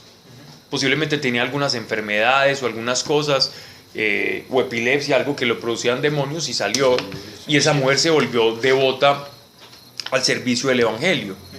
Ella era la hija de un hombre comerciante de telas de púrpura que pasaba por todo el circuito de la ruta de la seda, y esa mujer financiaba, junto con María de Cleofas, financiaban el ministerio de Jesús. Jesús no producía plata y decía, hágase la plata, y todos cojan, no. Jesús Jesús permitía, y es que ahí está, eso está en el Evangelio de Lucas, está en los capítulos del medio, y le decía, y financiaba el ministerio de las mujeres que financiaban, porque ella tomaba dinero de su padre y ayudaba a financiar, y todos iban muriendo, y por eso ellos iban de un lado para otro. Pero el hecho de que ella no tuviera plata o que no financiara no iba a impedir que Jesús caminara. Ay, Señor, no tenemos plata, y ya es el tiempo de los diezmos, de los impuestos de Roma, que se pagaba por aquello de una vez al año, que la gente tenía que pagar y tributar al César. Entonces Jesús le dijo, ay, bueno, vaya, saque ese pescado, ábrale la boca y ahí le va a salir una moneda. Jesús tampoco tenía problemas, ¿cierto? Igual quería hacer las cosas como... Pero tan chévere. Porque no dejó enseñando que la plata sale de la nada así mágicamente. Solamente no, puede pasar, Puede ser como pero también puede ser de la otra forma. Sí, claro. Jesús es decir, Dios no tiene límites para hacer las cosas. No, sí, pero él no dejó diciendo, porque si hubiera como una parábola o algo que simplemente dice, como ya abrió el pez y sacó la moneda y abrió el pez, entonces habría más de uno que se pegaría debajo de sacar la moneda del pez así de la nada. Exactamente. De un bocachico allá. Pues. Bien, el caso aquí es el siguiente. Nosotros no debemos juzgar, ¿cierto? No debemos juzgar a nadie, ni debemos tratar a alguien tratémoslo a todos igual, con justicia, tanto al pobre como al rico, con la misma dignidad. Si yo amo al pobre, amo al rico, porque ambos son pecadores. Uno es más desfavorecido, cree uno, pero todos sin Dios estamos muertos en nuestros delitos y pecados, con mucha plata o sin nada, es lo mismo, y todos tienen la misma deuda de amor. Ahora, entonces, ¿por qué ¿Okay? tenemos la tendencia de eso? Pues, ¿qué pasa? Porque nos dejamos deslumbrar. La concupiscencia. Por el Y también y es el mundo, es la tendencia del mundo. La tendencia. Pues, donde no tiene un vacío le implantan Pero en la iglesia se hacen otras tendencias. En la iglesia se cambia esa tendencia por amar al prójimo. Sí. Y porque el ser humano tiende a ser muy esnovista, muy de modas y como Tiene repetir. ídolos ahí. Exactamente.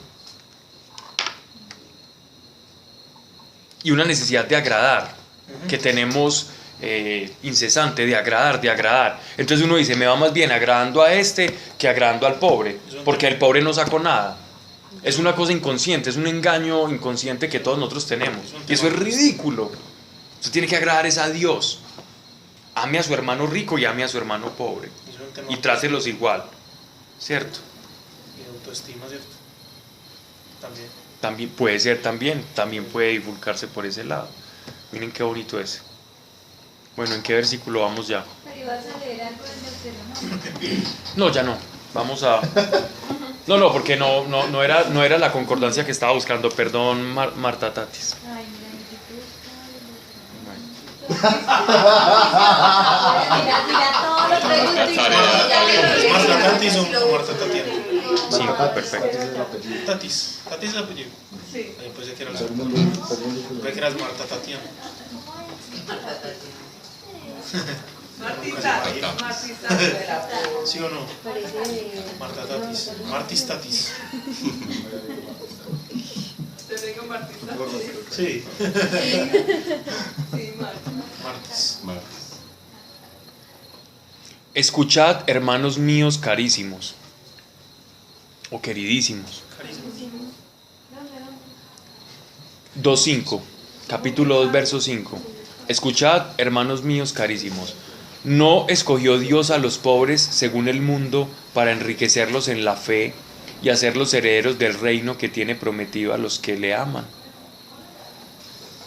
Dios tomó de las personas más sencillas. Recuerden ustedes quiénes eran los de la iglesia de Corintios, ¿se acuerdan? ¿Quiénes eran? ¿Quiénes eran los que habitaban el puerto de Corintios? Eran puros borrachines, prostitutas, era como esos pueblos de carretera. Bueno, en ese caso era un puerto, pues sí, un puerto donde llegaba la calaña, ¿cierto? Entonces llega un marinero iguazo, llega el marinero iguazo, 4 meses de abstinencia, Y llega a deshacer allá comiendo cosas malucas.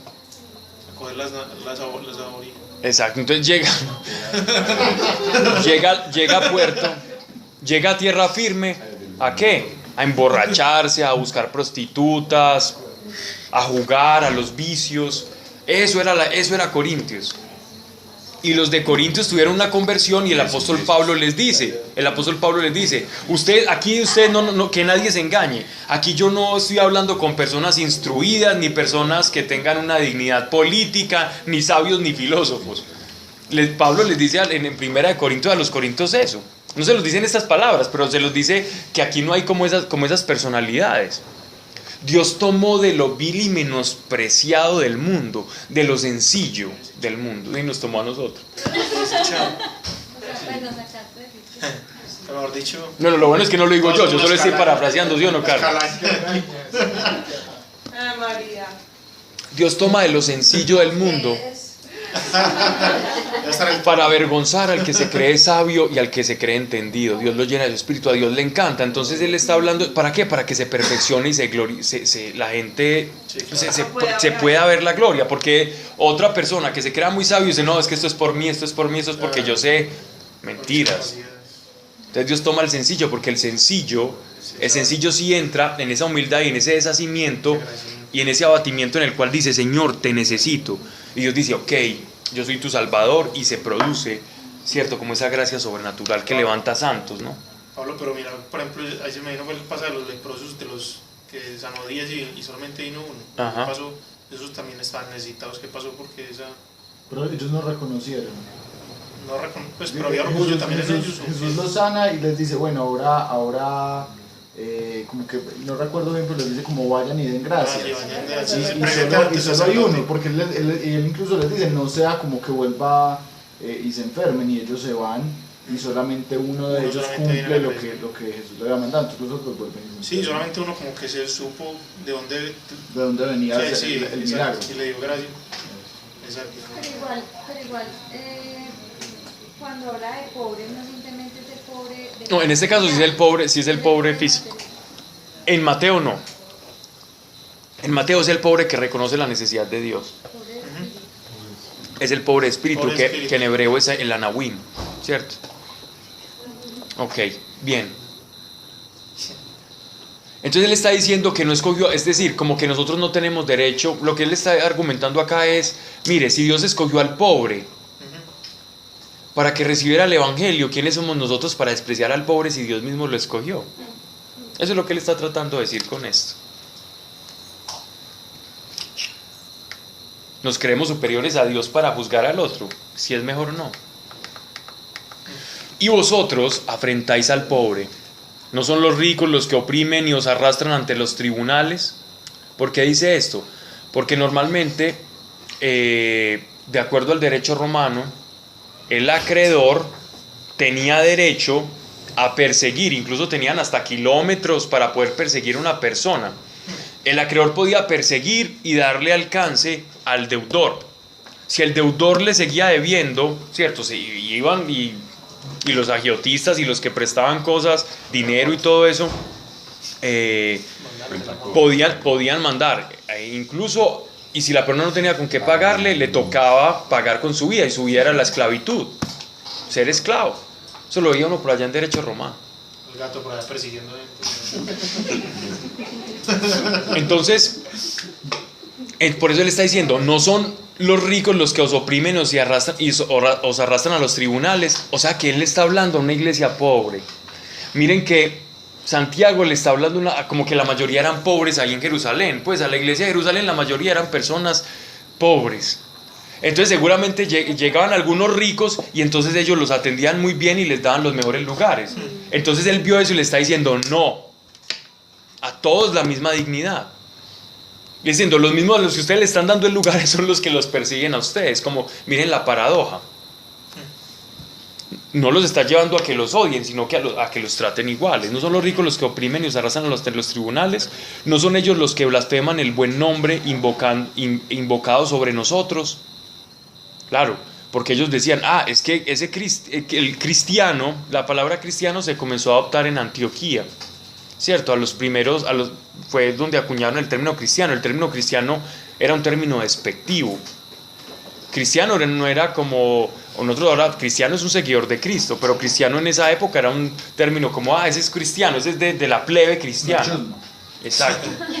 De esa chusma, de esa secta. Por eso están diciendo, invocando el buen nombre invocado sobre nosotros, es decir, porque les empezaron a llamar cristianos. Están hablando más o menos de esa época. Chavistas. Años 60, algo así. Castro chavista. Pero ya la iglesia se fue extendiendo y Dios fue añadiendo de todo, pues, una multiplicidad de personas. Pero esto nos deja ver cómo empezó la iglesia, que fue una iglesia de a pie, era una iglesia muy sencilla, llena del poder de Dios. Pero la riqueza y la pobreza no hace la diferencia. En la iglesia no hace la diferencia. Usted puede tener unas cuentas llenas y ser un soberbio, ¿cierto? Como también puede tener unas cuentas llenas y ser muy humilde. O usted puede tener una cuenta vacía y ser un gran soberbio, o también puede no tener nada y ser muy humilde de verdad, ¿cierto? La humildad no va en la posesión, va en el corazón. Porque empezar que tantas divisiones, ¿no? Exacto. La iglesia pegada Versículo 8. Si en verdad cumplís la ley regia de la Escritura, ¿cuál es la ley regia? El Espíritu. Es la ley del Espíritu. ¿Cuál es la ley del Espíritu? O la premisa fundamental del Evangelio, el principio que nos dio Jesucristo. Y nuevo mandamiento os doy. Que somos los unos a los otros.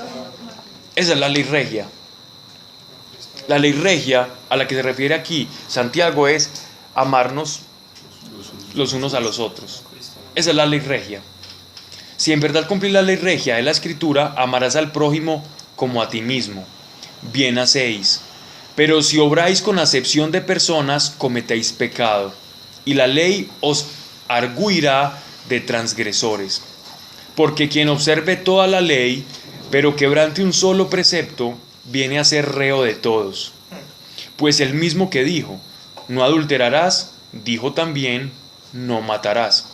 Y si no adulteras, pero matas, te has hecho transgresor de la ley. Hablad y juzgad como quien ha de ser juzgados por la ley de la libertad. Porque sin misericordia será juzgado el que no hace misericordia.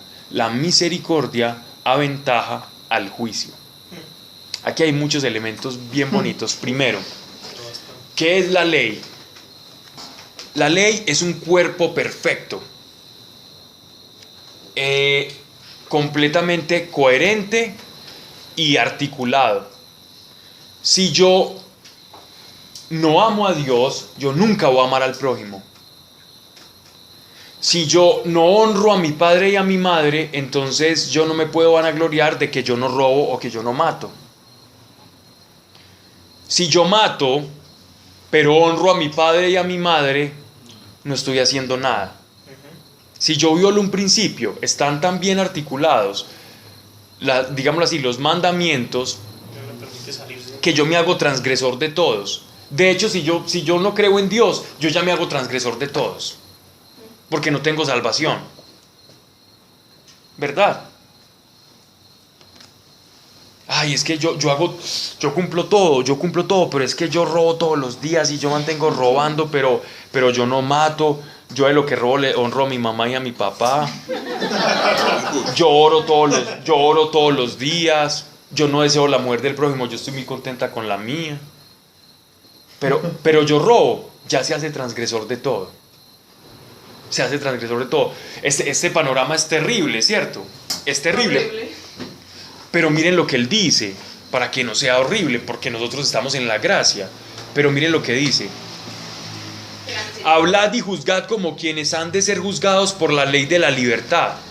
Bajo el mismo rasero que Jesús nos miró a nosotros, nosotros debemos mirar al prójimo, porque la misericordia aventaja el juicio. ¿Qué quiere decir esa expresión, la misericordia aventaja el juicio? Que la ley del amor que pesa sobre nosotros, es decir, la regia ley, amar al prójimo, nos va a librar a nosotros del juicio de Dios. Del juicio de Dios En lo absoluto. Mira, al contrario, es decir, es lo que está diciendo, si tú pones en práctica tu fe, por eso Lutero se metió aquí en camisa de 11 varas, no en balde pues se metió en eso. Pero eso era como lo que decía Romanos Pablo, ¿no? De que el que vive por la ley será juzgado por la ley. Exacto. El que vive por la gracia, entonces por la gracia. Exacto.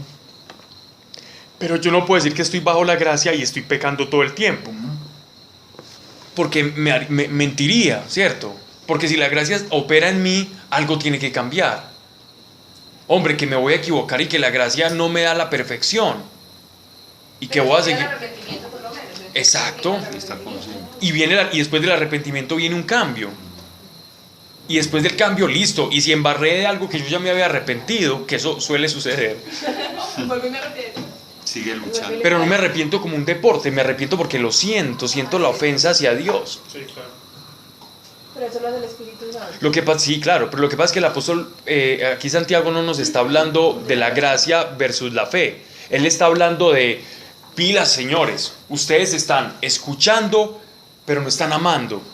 Entonces ustedes son unos incoherentes. Eso es lo que él está diciendo a los de la iglesia de Jerusalén, que nos sirve a nosotros también, pero también nos está dando una pauta, nos está diciendo, si bien uno se hace transgresor de toda la ley, nosotros no tenemos que ponernos a aplicar una máxima y a intentar cumplir los 10 mandamientos y todas las leyes de los judíos. Nosotros tenemos que amar al prójimo y por esa gracia nosotros nos vamos a librar del juicio. Por la gracia que opera en la ley de Cristo en nosotros nos vamos a librar del juicio. Porque esa ley va a ser no juzgar al otro. Esa ley no va a ser tirarle piedra a la adúltera. La ley que nos enseñó Cristo es muy diferente. ¿Se dan cuenta? Él comienza a ilustrar mejor esto. Pablo, pero ¿hasta dónde, por ejemplo, amar al prójimo se puede ir a ser demasiado permisivo? Es que el amor no es tontería. El amor es sabio. Pues, por ejemplo, Un ejemplo, tú vives con un hombre, un borrachín maltratador, ¿cierto? Y cada vez que tú llegas a la casa, ese borrachín maltratador empieza a patear las cosas, empieza a subir el tono, la grosería, después de la grosería vienen los manotazos, después de los manotazos viene la humillación, después vienen los ultrajes y por último una vida destrozada. ¿Cómo amar a una persona así, cierto? Si yo convivo con ella y es mi pareja. Amarlo es perdonarlo, cierto, amarlo no es querer estar todo el tiempo con él. Jesucristo amaba a los pecadores. Pero Jesucristo no se iba a abrazar a los fariseos y les decía raza de víboras, ¿cierto? Él no se iba a abrazarlos y a darles besos y a decirles soy infinito amor y los amo. Él manifestaba su amor a través de las obras y decía, quien escucha mi palabra, venga, quien quiera tomar, venga y beba. Porque el amor es digno. El amor no te lleva a perder tu dignidad, ¿cierto? Entonces, ¿qué hace una persona en ese caso, que es un ejemplo ya muy extremo? Esa persona lo ama, lo perdona y se aleja, porque es digno. El amor no es tonto. ¿Sí te das cuenta? Oye, pero eso, o sea, eso es muy charro porque eso es como que corresponde, o sea, ¿cómo se le dice a eso? O sea, que... Es recíproco. Eso, sí, porque no sé, pues, dentro de lo que, pues, de las vivencias, no es lo mismo de pronto las personas que están en el mundo, ¿cómo se le dice a eso? Idolatrando, ¿cómo se le dice? Exagerando el tema del amor, pues un amor del mundo que es un amor como el viento, como una hoja de papel que en un momento dado estoy en un estado de felicidad. nada más engañoso que el corazón del hombre, dice. Eso, bueno, y pues llega un momento donde pues, se siente la diferencia, pues, se siente la diferencia enorme, pues. Entonces, no sé, pues lo veo yo como por ese lado, tiene que ser de ese estilo. Yo creo que la vez pasada vino una niña, no me acuerdo, fue Candy. Mi primita. Sí, ella. No, eso, no tuve como la oportunidad como de comentarle ese tema, pues, pues ese es el amor. Otra vez la palabra, no lo recuerdo, sí, eso. Hace ese tipo de referencia. Porque en Corintios dice, o sea, características del amor. Segunda de Corintios, no se envanece, todo lo soporta, todo lo espera, no busca lo suyo. ¿Hasta qué punto? Porque entonces ahí dónde va la fe. ¿Qué pasa? Pero es que el que usted se aleje no es falta de fe. Ahora, en un caso extremo como esto, es que mira que aquí están hablando de... Yo estoy usando un extremo para poder contrastar una verdad, ¿cierto? Estoy usando como hablaban los semitas. Sí, Pablo, pero yo tengo un caso de una vieja que le pasó y supuestamente el man era de Dios cuando se casaron y resultó que no era y le pegó, le de todo y la vieja se quedó orando y Dios lo convirtió. Pero yo no puedo usar digámoslo así, mi experiencia personal para imponérsela a los demás, como si fuera la fórmula. No, yo sé, pero... Yo conozco también el caso del esposo que su esposa se chavetó y se dedicó a la prostitución y él se fue a orar, pero se fue aparte y la dejó. Y él no se contaminó. Él dijo, te amo y te perdono, pero yo me voy. Y ella después regresó. Entonces... Alejarse también está, pues... Sí, no está mal, es que lo importante es lo que hay acá. La materialidad a Dios le importa muy poco. Digo, la materialidad es, estés cerca o estés lejos, eso no va a importar. Lo importante es lo que hay en tu corazón. Porque es que lo que uno se lleva allá es lo que hay acá. Uno no se lleva si estuvo orando cerquita o estuvo orando lejos. Eso no cambia para nada la situación. Incluso orando cerca puede cambiar la situación que te dé un golpe. Pero es que él se retiró a orar, pero Él se retiró porque no se puede conseguirse otro, de orar por él. Exacto. Él conservó la actitud correcta en su corazón. El amor. O sea, es que esa era mi Todo le pregunta, espera. porque eso podía ir ya como no, pues se parece Y todos los No. Y todo le Ah, bueno, se pueden pegar desde eso. todo le excusa. Claro, le perdonó. La palabra excusar ahí es perdonar. ¿Por qué? Porque Dios nos perdonó. Recuerden ustedes, esto me lo han escuchado mucho, pero algunas personas no. ¿Por qué la falta de perdón y la soberbia son las dos cosas que no nos permiten a nosotros? De hecho, la falta de perdón es soberbia. No nos permiten a nosotros tener una experiencia con el Espíritu Santo. Yo he visto personas que son muy buenas en su vida con todas las personas, pero los ofendieron y de verdad con una ofensa que uno se la piensa y uno dice, esto sí que es una ofensa, y se la pasan resentidos con una sola persona en la vida y con el resto, y en su vida son unas personas íntegras.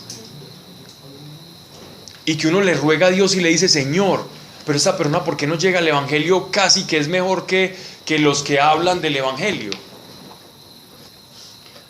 Y entonces, una vez el Señor me mostró lo terrible que es la falta de perdón para Él. Y la situación es que cuando yo no perdono, yo me hago superior a Dios. Cuando yo no perdono, yo estoy diciendo que yo soy superior a Dios. Porque Dios, siendo perfecto, se rebajó y nos perdonó. ¿Quiénes somos nosotros siendo imperfectos para no perdonar? Si Él, siendo perfecto, lo hace. Quiere decir que el hombre imperfecto se está poniendo por encima de Dios. Por eso, un hombre poniéndose por encima de Dios no puede recibir salvación, porque ya la debe tener en sí mismo. Sí, claro. El control. Y no la tiene, en verdad. Pero como el perdón es por gracia. Nadie puede amar a dos señores. Pero es tu decisión. Tú decides Con ir a Dios con la intención, sí. Dios te ayuda si tú quieres. Si uno dice, Señor, yo no puedo perdonar, ayúdeme. Dios te ayuda. Por eso esa es la intención. Pero hay gente que no quiere perdonar. Hay gente que no está cerrada. Hay gente que no quiere perdonar. Yo conozco personas Entonces, que no quieren perdonar. El perdón va al orgullo. Claro. Va vinculado a la soberbia. Claro, porque usted no quiere- Y es una soberbia que uno dice que tiene una razón primaria, es decir, que no viene porque sí. Una persona ofendida, una persona que han violado, una persona que han ultrajado, tiene una razón de peso para sentirlo. Y Dios conoce y Dios acepta. Tienes razón para estar así, pero no tienes razón para quedarte así. Para quedarse así. Porque a mí me ofendieron, a mí me ultrajaron y a mí me crucificaron. Es explicable, Manuel. Y se pasa al odio y se pasa al rencor y a la enfermedad. Y a la enfermedad, termina en enfermedad. Migrañas, artrosis, cáncer, Pero no justifica. problemas de respiración, asma. Bueno, el asma casi siempre viene como por temores. Bueno, pero nótese aquí que... Porque estábamos hablando de esto. Por lo del amor. El amor no es tonto. Lo que dice 2 Corintios no es como usted vuélvase una especie de cariñosoide ahí. No. No es eso. Como déjese hacer lo que sea y que todos lo ultrajen. No. Si usted quiere ver un ejemplo de alguien que amó y que sostuvo la dignidad al mismo tiempo, es Cristo. Y huía en muchas partes cuando Y huía cuando lo iban a apedrear. Él no decía, ay, mátenme que yo soy amor y paz. No me ha llegado la hora. ¿Y qué le respondió a Pilatos? Tú no tienes poder sobre mí. Usted cree que tiene... Pero dígame, es que yo tengo el poder de liberarlo o no. Dígame qué tiene a su favor. El Jesús, que no le respondía a ellos normalmente, porque Jesús respondía cuando tenía que hablar, habló y le dijo, mi reino no es de este mundo. Tú no tienes poder sobre mí. ¿Sí ves? Y es dignidad, y le dijo la verdad. Usted no tiene poder sobre mí. Cualquiera diría, ay no, pero este Jesús pues tan, velo. No. ¿Cierto? Es la verdad. Jesús decía la verdad. Y es que la gente también cree, recuerden cuando hablábamos de la humildad, la gente cree que ser humilde es por debajearse. Es apocarse, no. Ser humilde es decir lo que usted es. Hombre, yo soy políglota. No, sí, yo sé hablar ahí con unos idiomitas y una cosita. No, sí, yo soy políglota. Y es que es pecado decir la verdad. No.